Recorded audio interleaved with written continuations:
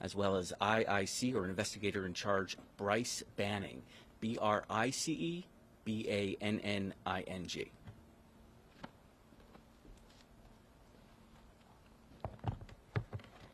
Good afternoon, and thank you for joining us.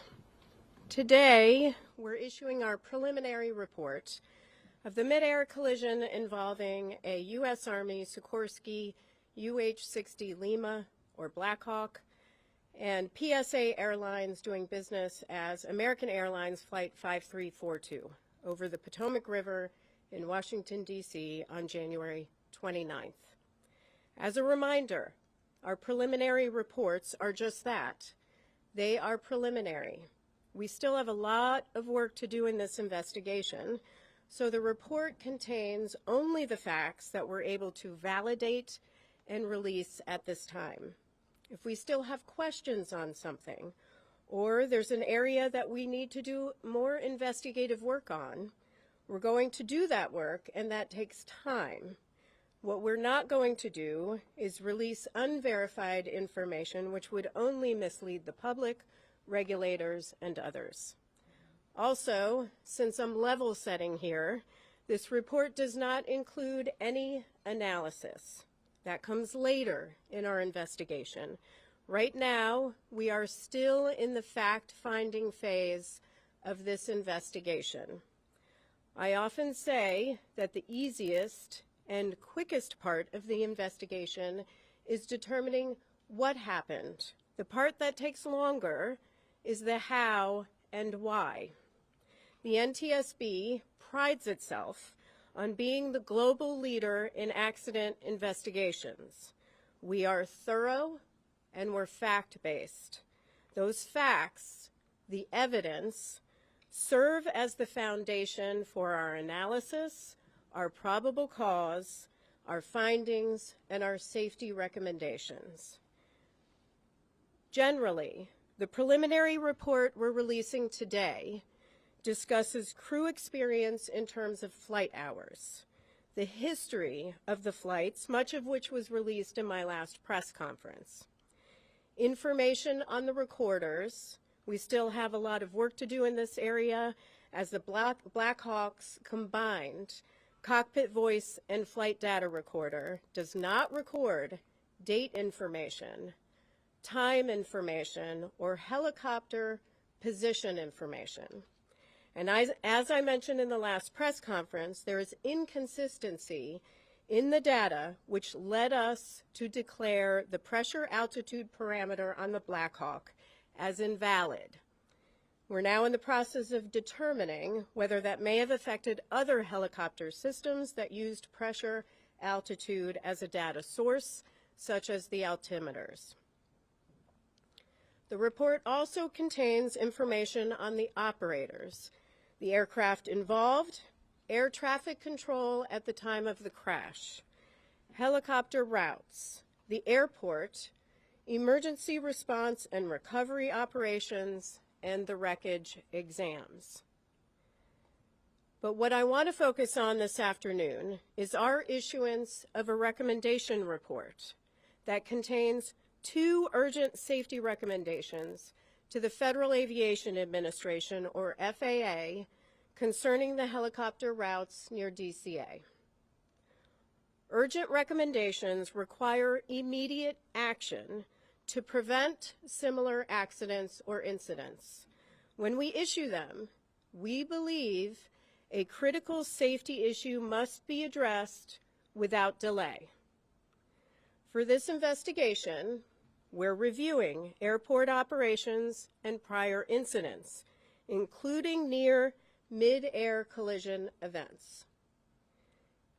Information gathered from voluntary safety reporting programs and the FAA regarding encounters between helicopters and commercial aircraft near DCA show that from 2011 through 2024, a vast majority of reported events occurred on approach to landing. Initial analysis found that at least one traffic alert and collision avoidance system, or TCAS, resolution advisory was triggered per month from 2011 through 2024 at DCA due to proximity to a helicopter. TCAS resolution advisories, or RAs, unlike traffic advisories, or TAs, are recommended escape maneuvers, for example, climb or descend, level off.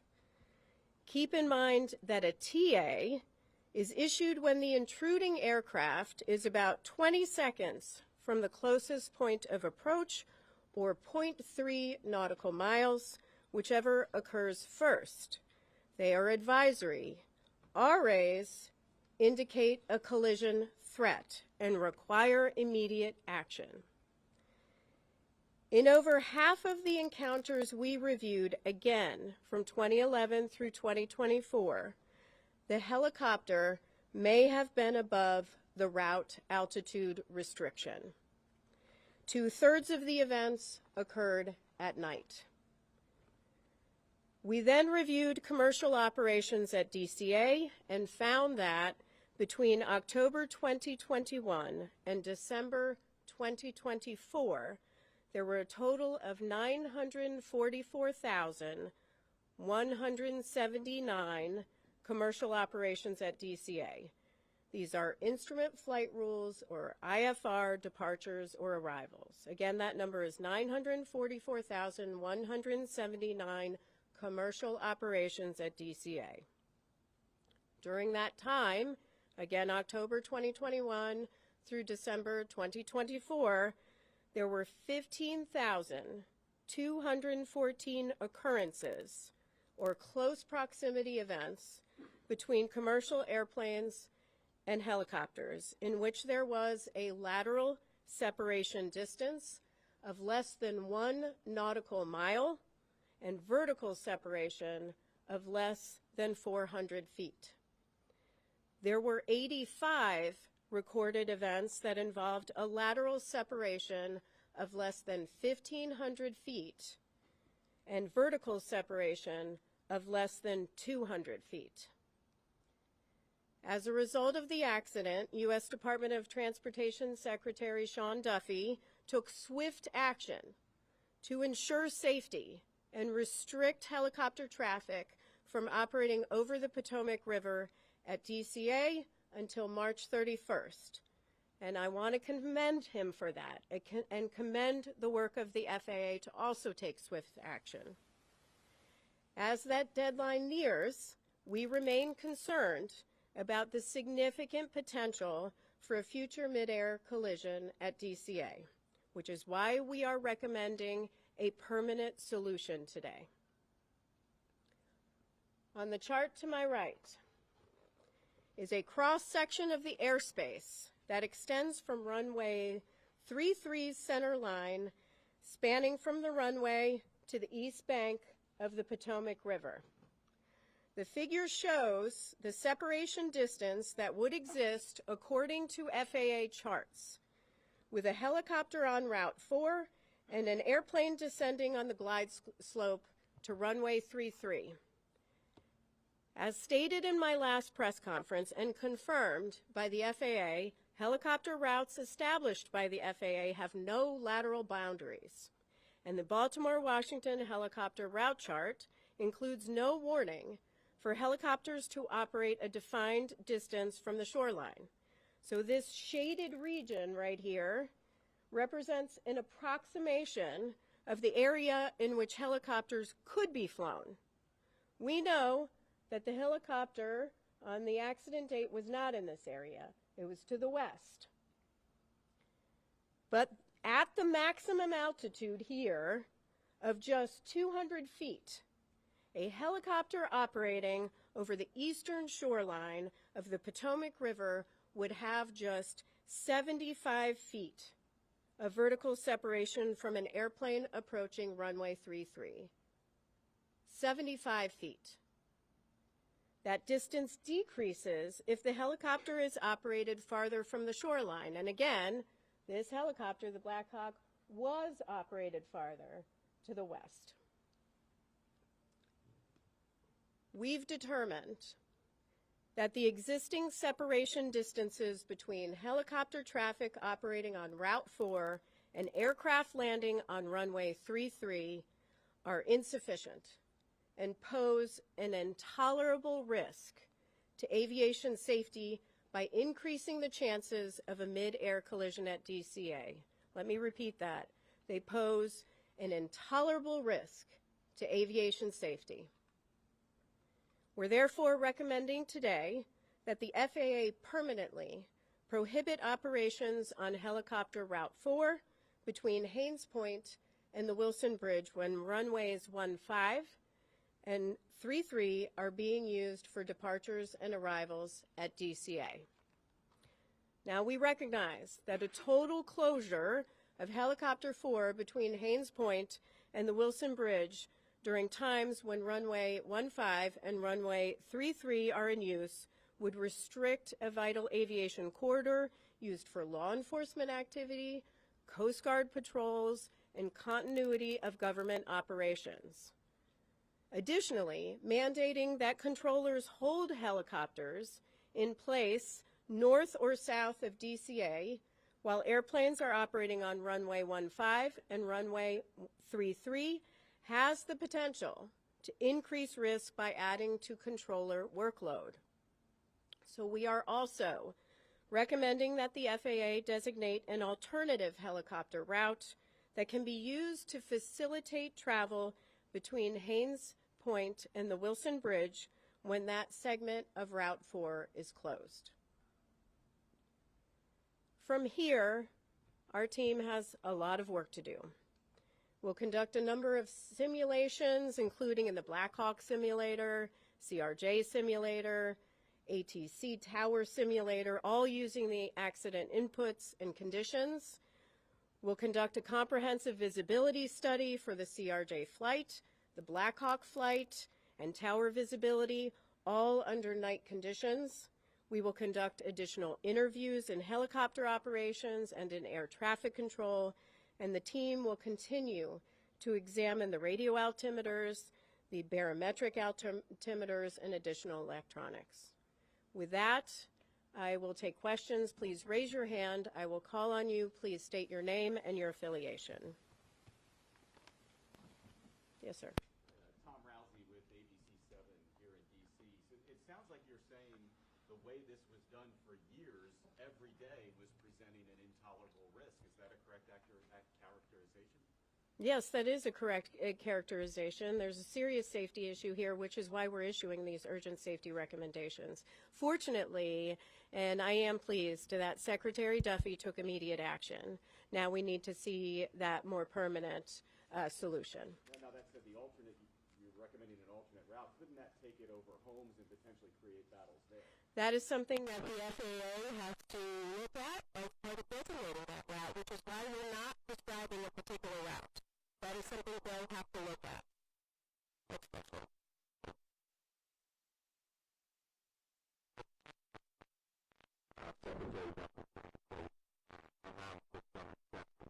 Are you saying today that those exceptions should be removed and no helicopters should be able to fly on that particular route?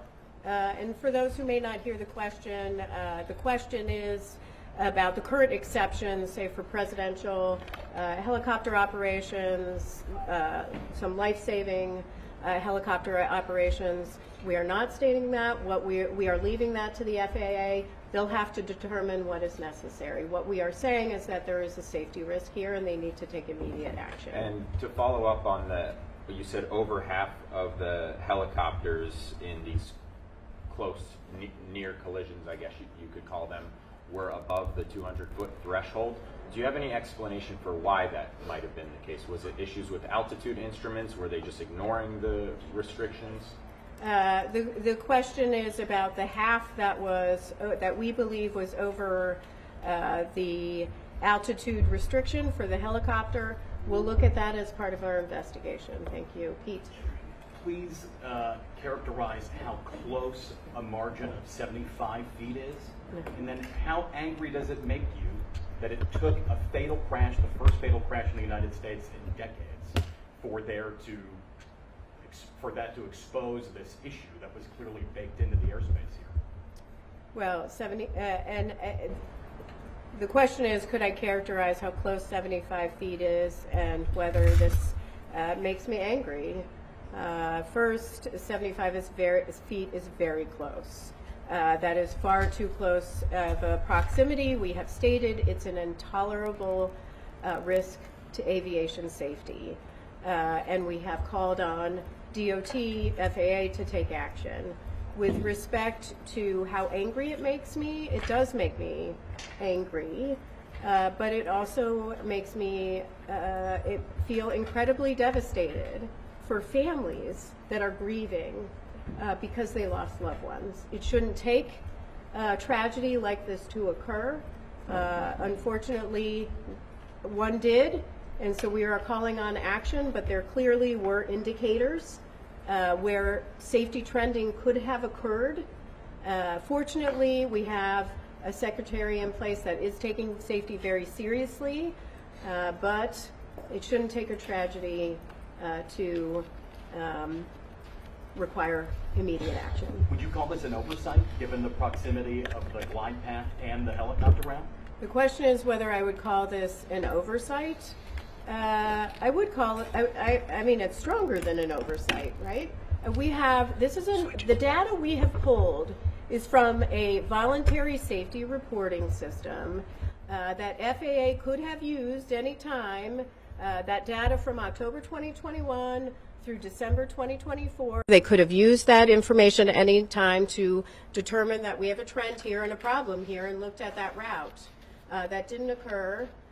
Which is why we're taking action today. But unfortunately, people lost lives and loved ones are grieving. Sir? Yeah, Chair Hamady, Adam Tuss, Channel 4 here in D.C. Have you looked at the frequency of flights at Reagan National Airport, the number of aircraft that are landing day after day, and possibly, can make some recommendations there? Is that something you guys could do?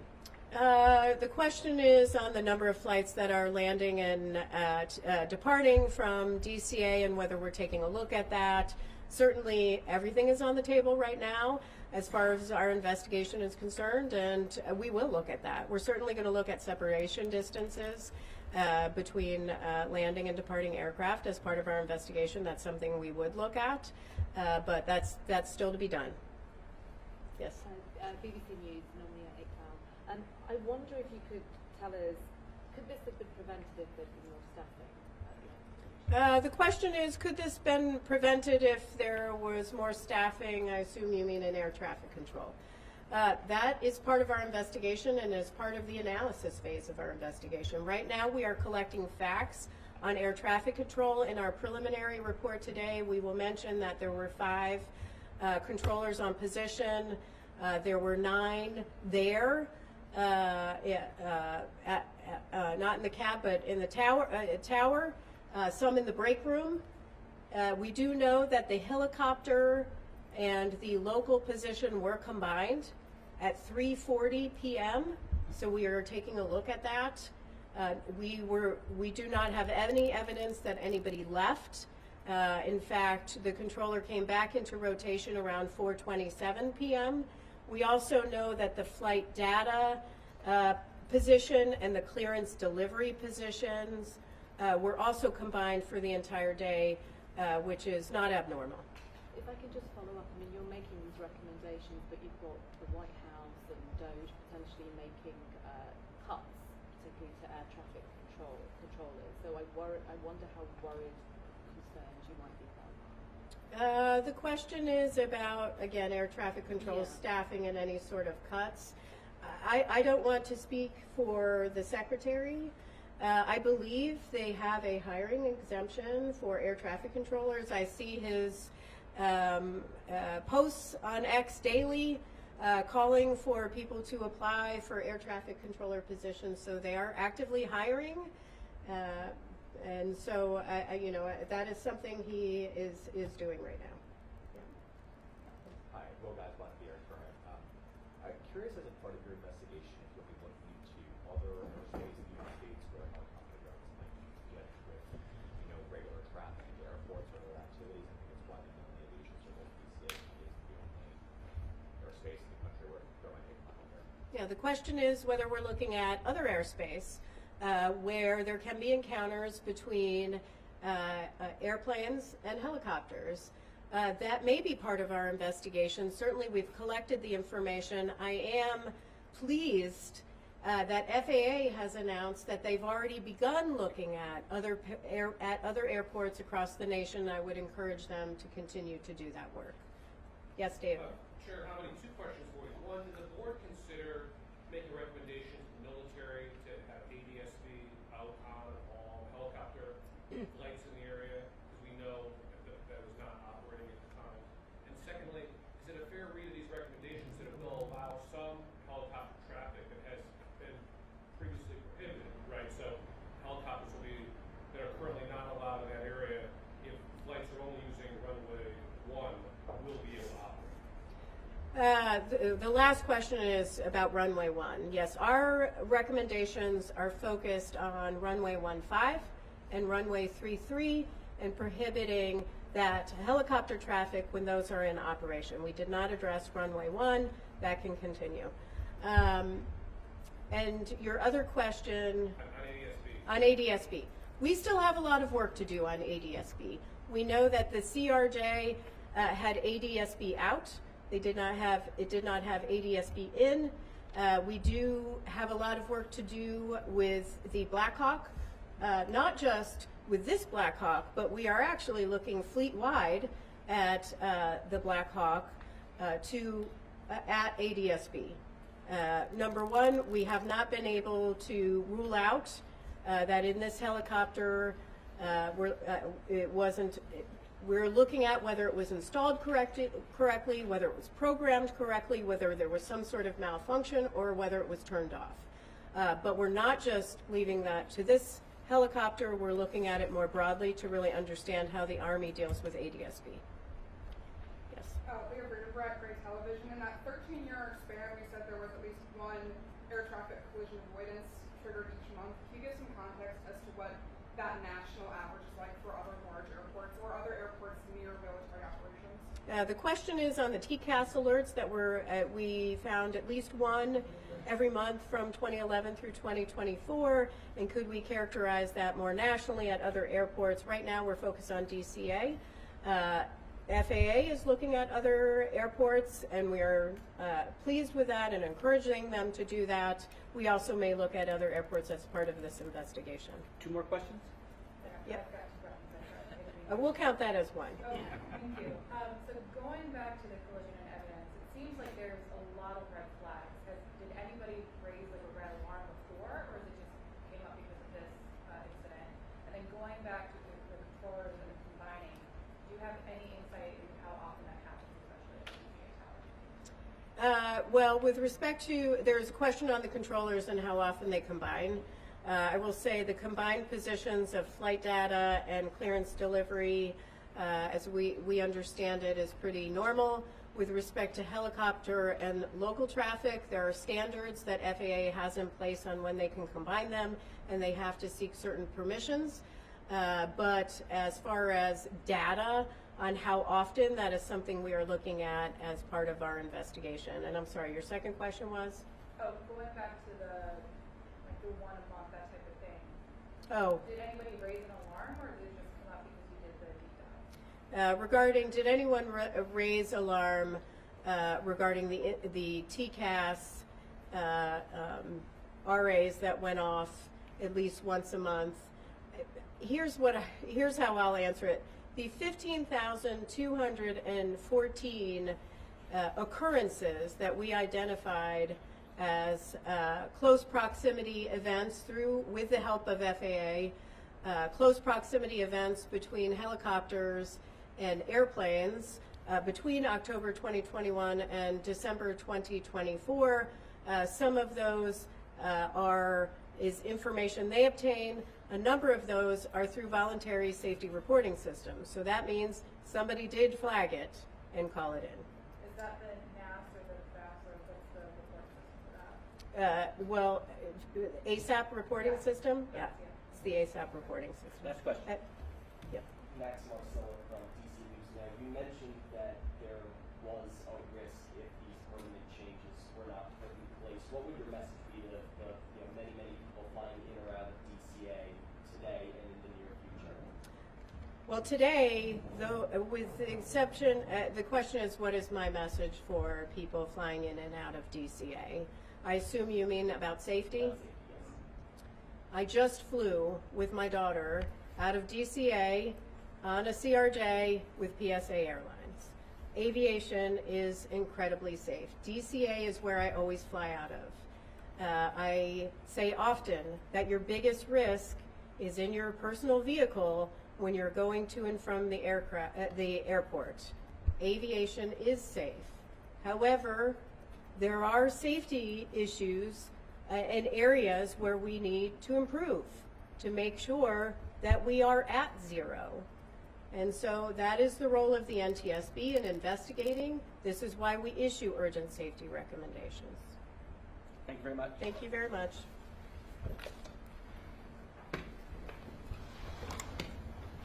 To continue monitoring the progress of the investigation, please check ntsb.gov. Thank you.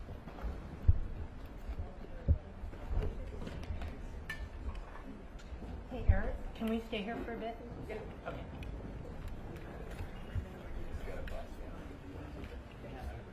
We all set up? There's going to be a surge. I have. Oh, table. Oh, thanks.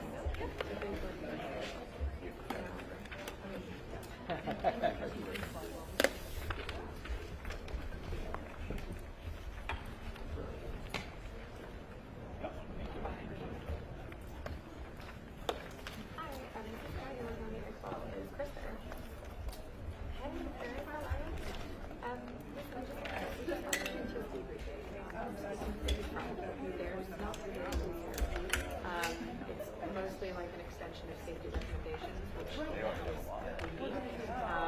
already made as an Martin County Office Police warning over my time they want it full time. There's no news on the crash, you know, and how and why. No case. Thank you.